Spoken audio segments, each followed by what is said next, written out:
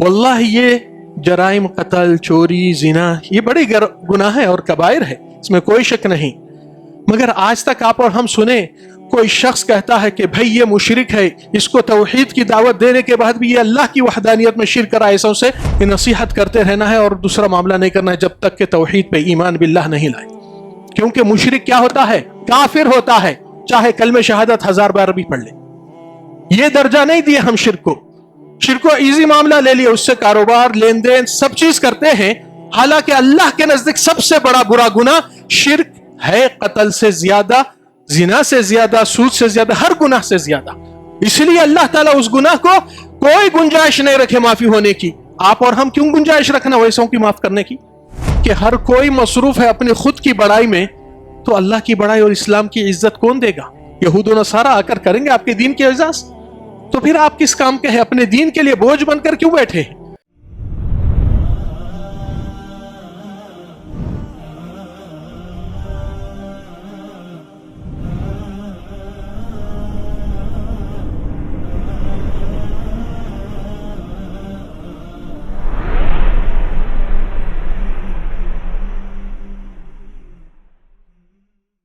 ہر قسم کی تعریف، حمد و ثناء، ساری عظمت، کبریائی، بڑائی، مکمل عبادات صرف اور صرف اللہ رب العزت ذوالجلال واحد لا شریک کے لیے لائق و استحقاق ہے، جو اس سارے جہاں کا حقیقی مالک، خالق، رازق اور مدبر اور حاکم بھی ہے، جس کے طرف سارے کائنات کی مدد کی پکار حق ہوتی، کیونکہ وہ ایک ہی حقیقی مددگار، پالنہار، مشکل کشا اور حاجت روا اور نافع و ضار کے صفات کے حامل ہے، اور اس اللہ ذوالجلال کے علاوہ سب کے سب اسی کے بندے، اسی کے مدد کے فقیر محتاج رہتے ہیں۔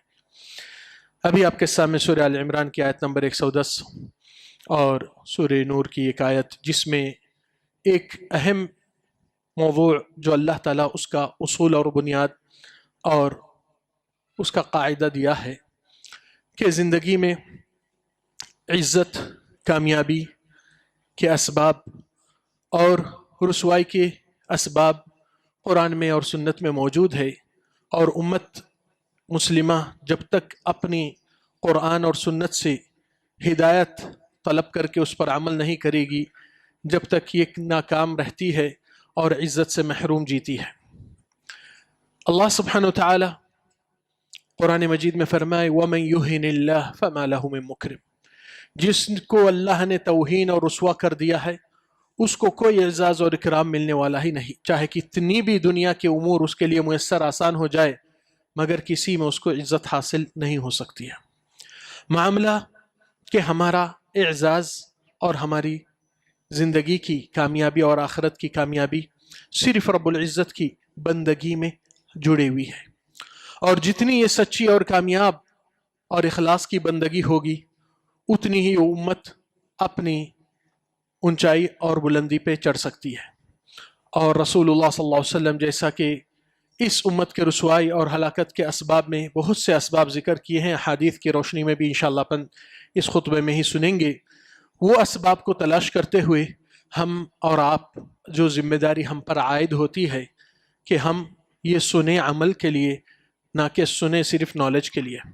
اگر ایسا معاملہ ہو تو ابلیس کا نالج بہت زیادہ ہے مگر اس کا عمل کچھ کام نہیں آیا ہے، لہذا ایمان والے ہمیشہ کوئی بھی آیت قرآن کی آتی ہے، رسول اللہ صلی اللہ علیہ وسلم کی زندگی کی سیرت طیبہ سے یا حدیث نبویہ سے، تو اس کو اپنے ذہن میں اور دل میں یہ ایک احساس پیدا کرتا ہے کہ ہاں مجھے یہ چیز چھوٹ رہی ہے، مجھے اس کی تلاش تھی، اور اس کے اوپر عمل کرتے ہوئے دوسروں کو دعوت دینا ضروری ہے، کیونکہ یہی اہم سبب ہے جو امت کی کامیابی کا راستہ اور عزت کے طرف لوٹانے کا۔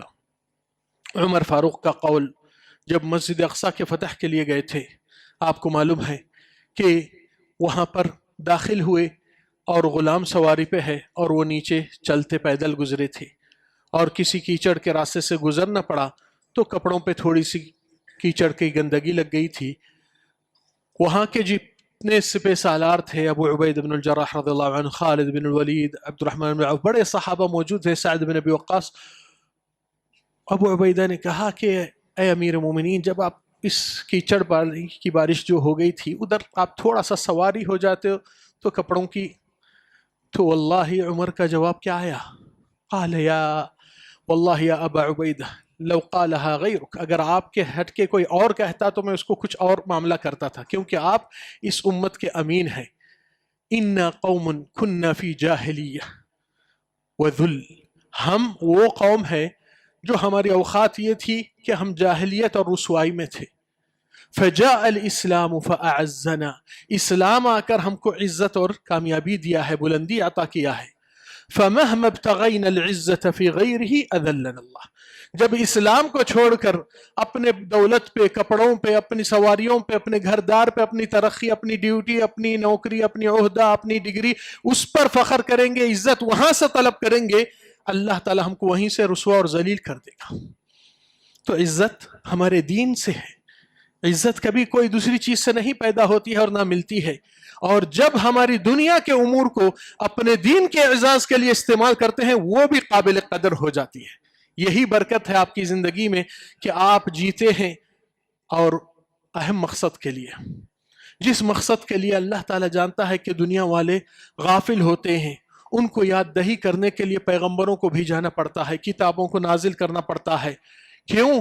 کیونکہ ایک حقیقت کو اپنے اور آپ کے ذہن میں رکھنا ضروری ہے کہ آپ اور ہم اس دنیا میں آئے تاکہ ہم اور آپ سب مل کر اللہ کی بڑائی کریں۔ اگر یہ عالم ہم جئیں گے کہ ہر کوئی مصروف ہے اپنی خود کی بڑائی میں، تو اللہ کی بڑائی اور اسلام کی عزت کون دے گا؟ یہود و نصارہ آ کر کریں گے آپ کے دین کے اعزاز؟ تو پھر آپ کس کام کے ہیں؟ اپنے دین کے لیے بوجھ بن کر کیوں بیٹھے ہیں؟ احساس کیجئے کہ آپ بھی ایک ذمہ دار ہے اس دین کے اعزاز کے لیے، اور آپ کی سستی اور غفلت اور دنیا کی بڑائی کرنے میں مصروف ہونا یہ اسلام کے لیے ایک رسوائی کا سبب بن جاتا ہے، اور یہ حقیقت ہے۔ اس لیے اللہ کے نبی صلی اللہ علیہ وسلم کیوں فرمائے الدنیا ملعون ملعون ما فیہا، اللہ تعالیٰ نے اس دنیا پہ لعنت پھٹکار کیا ہے، رحمت سے باہر پھینک دیا ہے، اور سارے اس کے اندر کے چیزوں پر بھی الا کچھ چیزیں محفوظ رہی ہے اللہ کی رحمت میں، اور وہ چیزوں میں ہم کتنے حصے دار ہیں دیکھیے، الا ذکر اللہ، اللہ کی بندگی اور عبادت، اللہ کا ذکر، وما والاہ، اور جو اسی طرح کے معاملے ہوتے ہیں جس میں اللہ کی بندگی کو قائم کرتے ہیں آپ اور ہم، او عالم و متعلم، یا کوئی دین سیکھنے کے لیے بیٹھا ہے سکھاتے ہوئے، یا کوئی دین سیکھنے کے لیے بیٹھا ہے لینے کے لیے۔ معاملہ یہ ذمہ داری ہر کوئی دوسروں پہ ڈھکلنا نہیں، ہر کوئی اپنی ذمہ داری خود کر لینا چاہیے، کیونکہ آپ امت کے ایک ذمہ دار ہیں، اور آپ کی غفلت، آپ کی بزدلی، آپ کی لاپرواہی، یہ دین کی، اسلام کی کامیابی میں ایک خلل پیدا ہوتا ہے۔ آپ کو دیکھ کر دوسروں کی ہمت بھی ٹوٹ جاتی ہے، ارے بھائی پوری دنیا کچھ نہیں کری، میں کرنے سے کیا فائدہ؟ تو یہ ہر ایک کی ہمت یہاں پر عزت کی، اسلام کی بلندی کی سستی میں گنہگاری نہیں لینا چاہیے۔ چلے دیکھیں گے رسول اللہ صلی اللہ علیہ وسلم اور صحابہ کرام کی تربیت اس میں کس طرح تھی، اور یہ رسوائی کے اسباب کیا ہے۔ سب سے پہلا سبب رسوائی کا اگر ہو سکتا ہے تو شرک باللہ ہے، اور یہ شرک باللہ کا معاملہ اتنا آسان نہیں، زبان پہ کہنے کو آسانی سے کہا جاتا ہے، مگر معاملہ اللہ کے نزدیک اور رسول اللہ صلی اللہ علیہ وسلم کی پیغام اور رسالت کو دیکھیں گے تو آپ اور ہم معاشرے کے اندر تھوڑے سے مفاہیم کو مغلوط رکھیں، غلط رکھیں اپنے ذہن میں کچھ ترتیب۔ وہ کیا ہے؟ آپ کے خاندان یا رشتہ دار یا پڑوس یا سرکل میں کوئی شخص گھر میں کسی کا قتل کر دے، یا کسی کو عام قتل کر دے، وحشانی دردناکی قتل، کیا کرتے ہیں لوگ؟ اس سے قطع تعلق کر لیتے ہیں، ارے بھائی بہت ظالم ہے، اتنا بڑا جابرانہ جرت مندی کر کے قتل کر رہا ہے، 1 سے 2 کر دیا ہے اب تک۔ کوئی برائی اور بے حیائی اور فحشائی اور زناکاری زندگی جیتا ہے تو ویسی صحبت سے اپنے بچوں کو، اپنے خود کو دور کرتے ہیں، ارے بھائی یہ تو آوارہ انسان ہے، یہ آوارہ آدمی کے ساتھ ہم نہیں چلنا چاہیے، اس کو بائیکاٹ کر دو۔ ماشاءاللہ اسی طریقے سے جو شخص لوگوں کو دھوکہ دہی، لوٹ ماری، چوری، بے ایمانی کر کے ان کا پیسہ مارتا ہے، دھوکہ دیتا ہے، تو لوگ بولتے ہیں ارے بھائی یہ بہت دھوکے باز آدمی ہے، ایسوں سے معاملہ مت رکھیے، دور تک اس کو کٹ کر دیجئے۔ واللہ یہ جرائم، قتل، چوری، زنا، یہ بڑے گناہ ہیں اور کبائر ہے، اس میں کوئی شک نہیں، مگر آج تک آپ اور ہم سنیں کوئی شخص کہتا ہے کہ بھائی یہ مشرک ہے، اس کو توحید کی دعوت دینے کے بعد بھی یہ اللہ کی وحدانیت میں شرک کرا، ایسا اسے نصیحت کرتے رہنا ہے اور دوسرا معاملہ نہیں کرنا ہے جب تک کہ توحید پہ ایمان باللہ نہیں لائے. کیونکہ مشرک کیا ہوتا ہے؟ کافر ہوتا ہے، چاہے کلمہ شہادت 1000 بار بھی پڑھ لے. یہ درجہ نہیں دیا ہم شرک کو.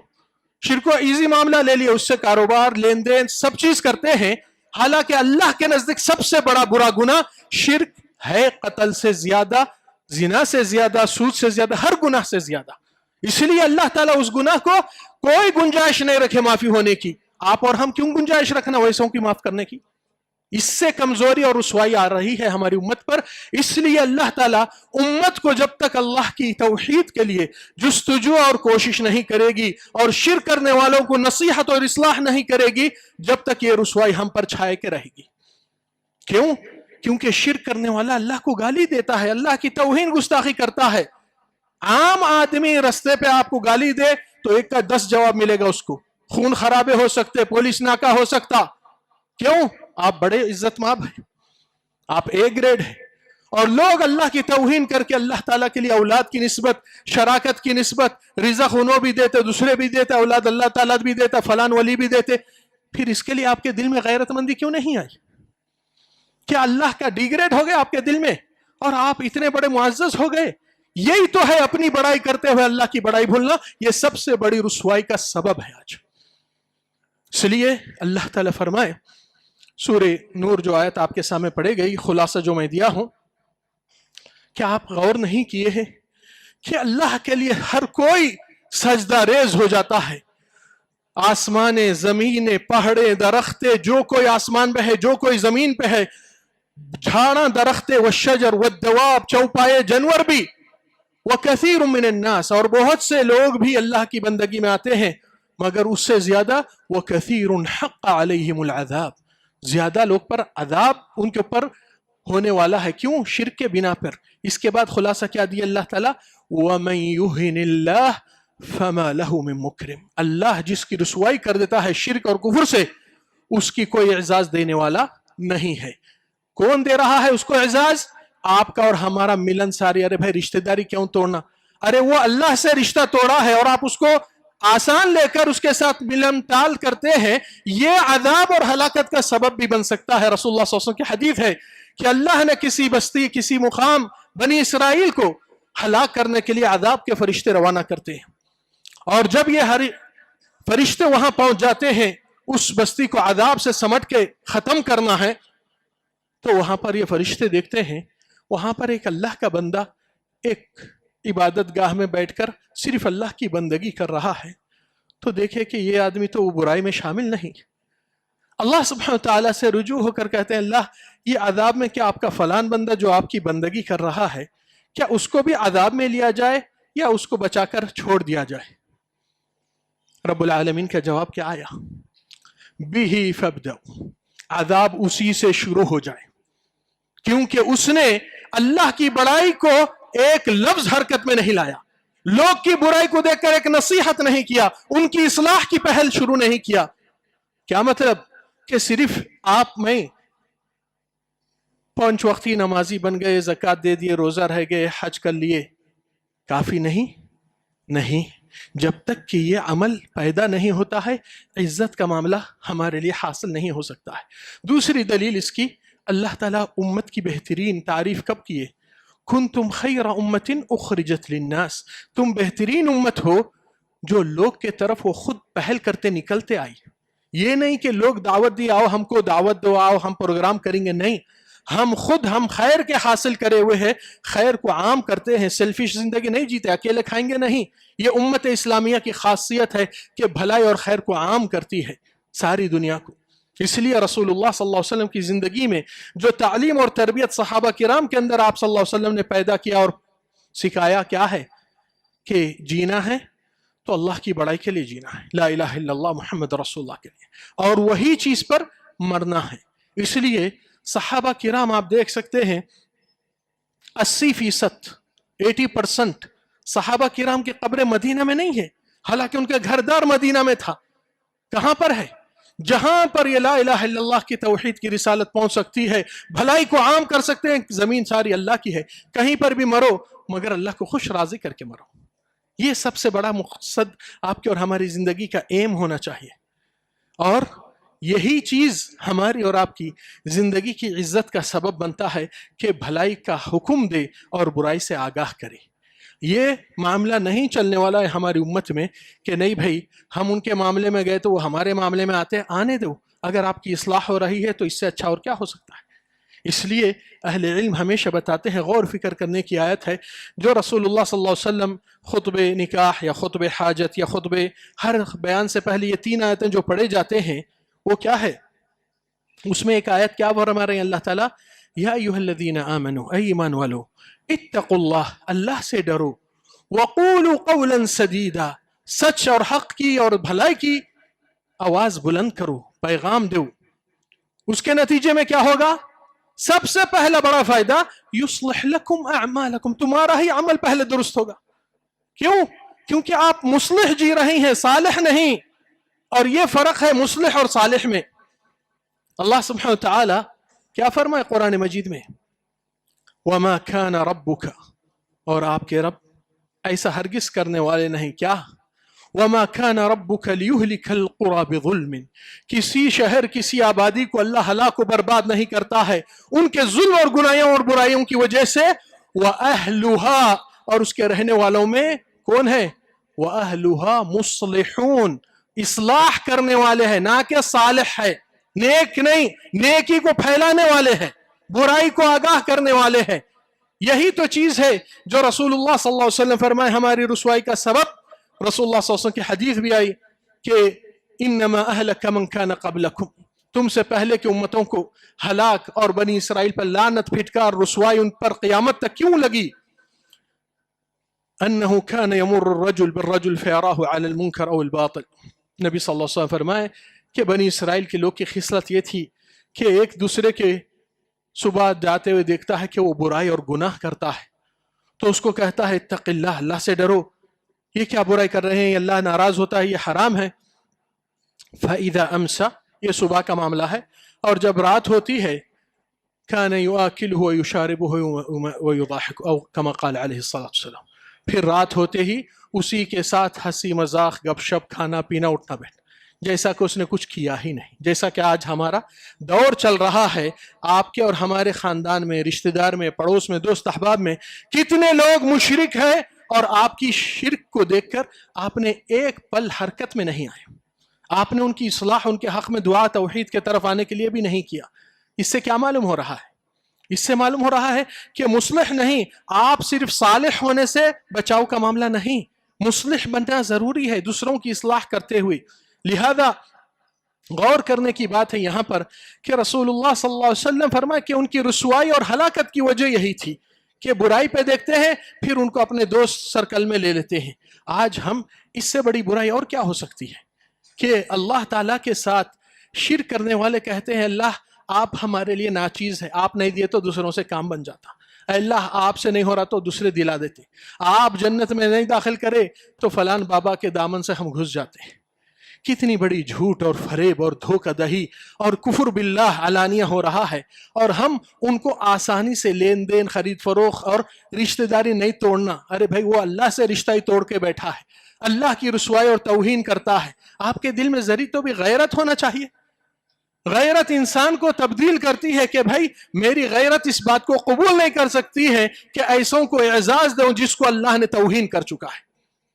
یہ حقیقت ہے، چاہے کتنی بھی کڑوی رہے مگر سچائی کو لینے بہادر لوگ رہتے ہیں.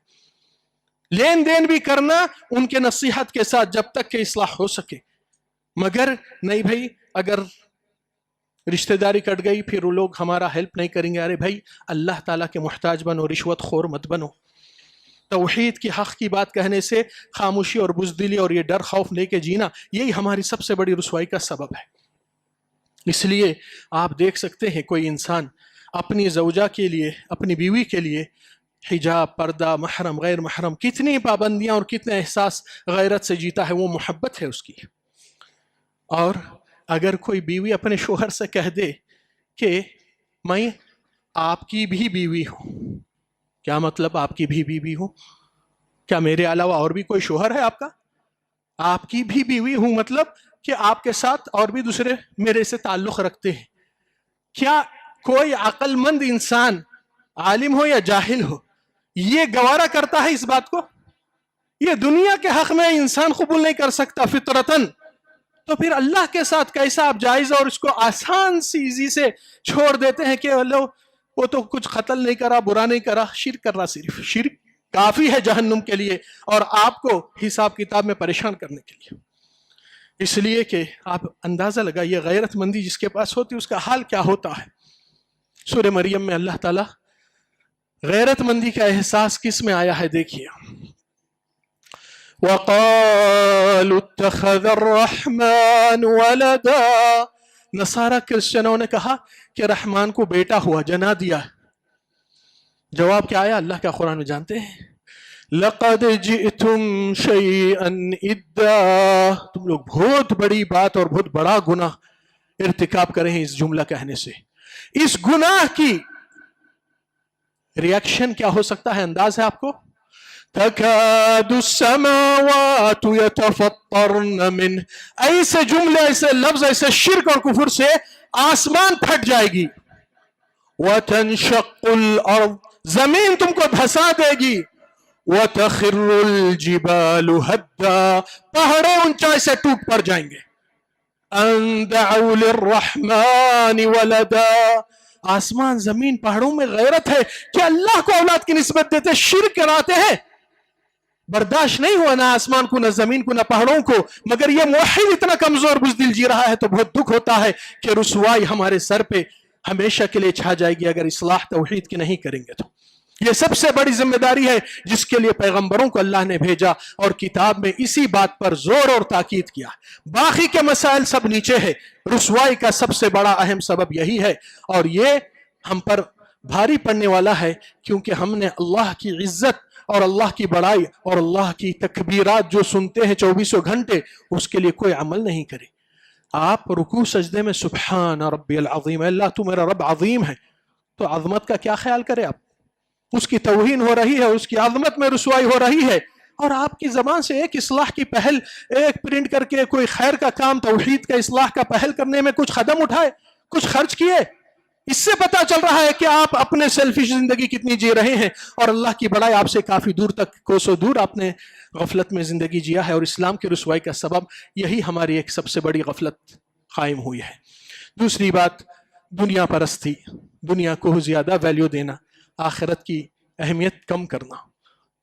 اس لیے سفیان بن عیینہ رحمہ اللہ کہتے ہیں اعمل لدنیاک بقدر بقائک فیہا، اپنے دنیا کے اندر اتنا ہی لیجئے جتنا آپ کو یہاں جینے کے لیے، جتنا بقا ہے، آپ کا یہاں ٹھہراؤ ہے، جتنی ضرورت ہے اتنا لیجئے، کوئی بری بات نہیں، اتنا عمل کیجئے۔ وَعْمَلْ لِآخِرَتِكَ، اپنی آخرت کے لیے اتنا ہی جمع سرمایہ کیجئے جتنا آپ وہاں باقی رہیں گے۔ آج ہمارے عمل سے ایسا لگ رہا ہے کہ ہم کو پرمیننٹ سٹے کا آرڈر مل گیا ہے، جبکہ اللہ تعالیٰ فرمائے کل نفس ذائقۃ الموت، ہر نفس کو موت کا مزہ چکنا ہے۔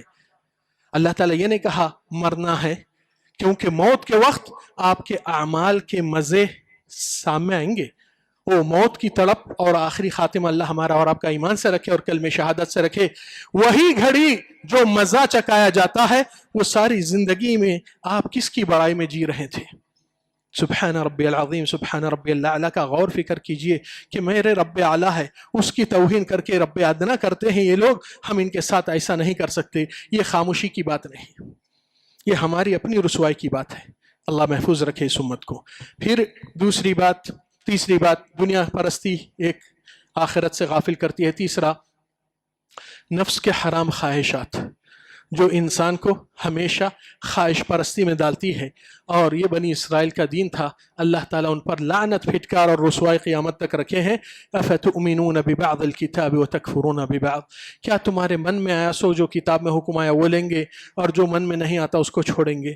فما جزاء من يفعل ذلك منكم الا خزي في الحياة الدنيا، ایسے کرنے والوں کے لیے کیا سزا ہو سکتی ہے؟ دنیا میں ہی رسوائی اور ذلت خوار ہو جائیں گے اور قیامت کے دن دردناک عذاب کے حوالے ہو جائیں گے۔ معاملہ اتنا آسان نہیں جتنا ہم اور آپ آسانی سے لے رہے ہیں۔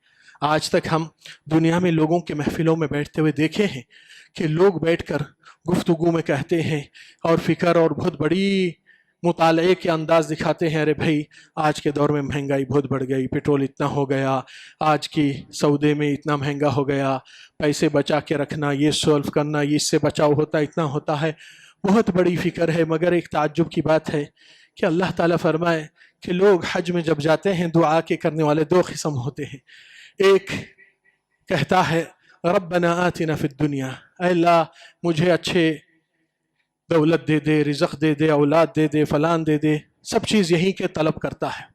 وما له فی الآخرۃ من خلاق، اس کو کوئی آخرت کی فکر نہیں، تو آخرت کی کوئی کامیابی اس کو نصیب نہیں ہونے والی ہے۔ ومنہم من یقول، دوسرے لوگ دعا جو کرتے ہیں، اللہ ان کی تعریف فرمائے، ربنا آتنا فی الدنیا حسنہ، اللہ ہم کو دنیا کی بھلائی بھی عطا فرما، وفی الآخرۃ حسنہ، آخرت کی بھلائی اور نیکی بھی عطا فرما، وقنا عذاب النار، جہنم کے عذاب سے ہم کو بچا لے۔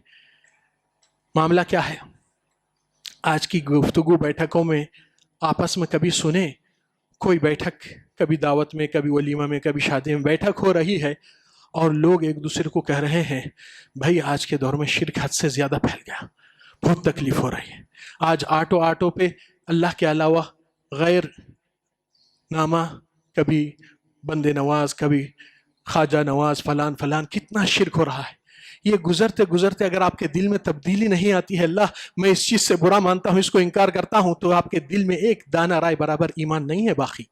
میرا کہنا نہیں ہے، معاف کرنا، رسول اللہ صلی اللہ علیہ وسلم فرمائے تم میں سے کوئی اگر برائی کو دیکھے تو اپنے ہاتھ سے اس کو تبدیل کرے، اگر آپ کی اتھارٹی ہے فَيُغَيِّرْهَا بِيَدِهِ، اگر آپ کی اتھارٹی نہیں فَبِلِسَانِهِ، نصیحت تو کرو، آگاہ کرو، برائی کو انکار کرو، فَإِن لَمْ يَسْتَطِعْ، اگر وہ نہیں ہو سکا فَبِقَلْبِهِ، دل میں تو چیڑ آنا، اس سے نفرت اور بیزارگی اعلان کرنا، اللہ میں اس سے بری ہوں، اللہ اس کی تبلیغ نہیں کرنے کی گناہ کی سزا مجھے مت دے، یہ احساس ہونا چاہیے۔